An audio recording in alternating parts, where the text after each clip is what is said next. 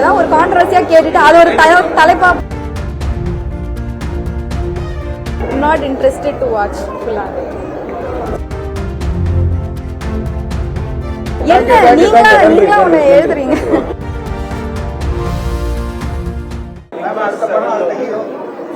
Big pass பாக்குறதே இல்ல, நீங்க என்ன கேக்குறீங்க?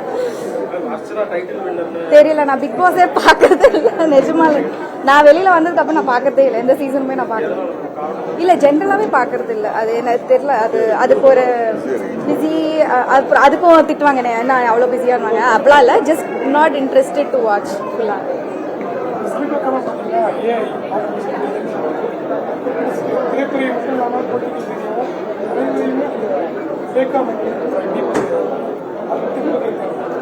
அதுதான் டெக்னாலஜி வந்து ஒரு பூன்.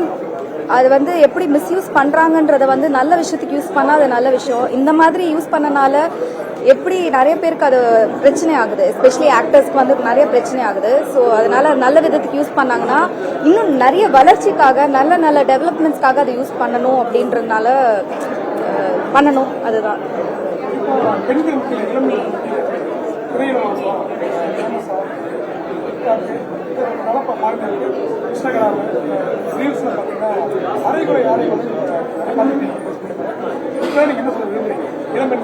அது அவங்களோட இஷ்டம், அவங்க இஷ்டம். அது நான் என்ன போய் சொல்றது? லைக் இப்போ எனக்கு என்ன இஷ்டமோ நான் அதை பண்ணுவேன். அவங்களுக்கு என்ன, எனக்கு யாராவது இப்படி பண்ண அப்படி பண்ணுன்னு சொன்னா எனக்கு பிடிக்காது. இந்த மாதிரி அவங்களுக்கு என்ன தோணுதோ அவங்க அதை பண்றாங்க.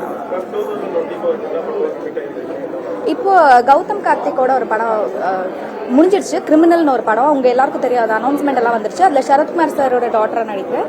அண்ட் நீங்க படம் பாத்தீங்கன்னா தெரியும், ஃபுல்லா அந்த கிரிமினல் அப்படின்னா அந்த ஒரு ஃபுல் மர்டர் மிஸ்ட்ரி, ஒரு மாதிரி அடுத்து என்ன நடக்க போகுதுன்ற மாதிரி இருக்கும். படம் முடிஞ்சிருச்சு, ஜஸ்ட் வெயிட்டிங் ஃபார் ரிலீஸ்.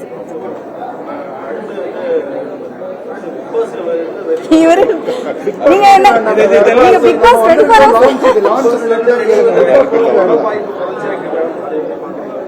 புரியல. அப்படிலாம் இல்ல, அப்படிலாம் கிடையாது. பிக் பாஸ் முன்னாடியும் நான் எந்த அமௌண்ட் ஆஃப் மூவிஸ் நடிச்சிருக்கேனோ அதே அமௌண்ட் ஆஃப் மூவிஸ் தான் நான் நடிச்சிருக்கேன். இன்ஃபேக்ட் இப்போ எல்லாருக்கும் என் பேர் தெரியுது. முன்னாடி வந்து இந்த படத்துல வந்திருக்காங்களே அவங்க பேர் என்ன அப்படிதான் சொல்லுவாங்க. இப்ப எல்லாருக்கும் என் பேரு தெரியும். ஸோ அதெல்லாம் வந்து ஒரு இதுதான், சும்மா சொல்லுவாங்க இவங்க வந்து காணாம போயிட்டாங்க அப்படிலாம். இப்போ எங்க கையில படம் இருக்கு, அது யாருக்கும் ப்ரூவ் பண்ணணும். நம்ம மட்டும் நம்ம வேலையை பார்த்துட்டு இருந்தா போதும், யாருக்கும் எதுவும் ப்ரூவ் பண்ண வேணாம். இந்த மாதிரி முதல்ல கான்ட்ரவர்ஷியலா கேள்வி கேட்க நிறுத்துங்க.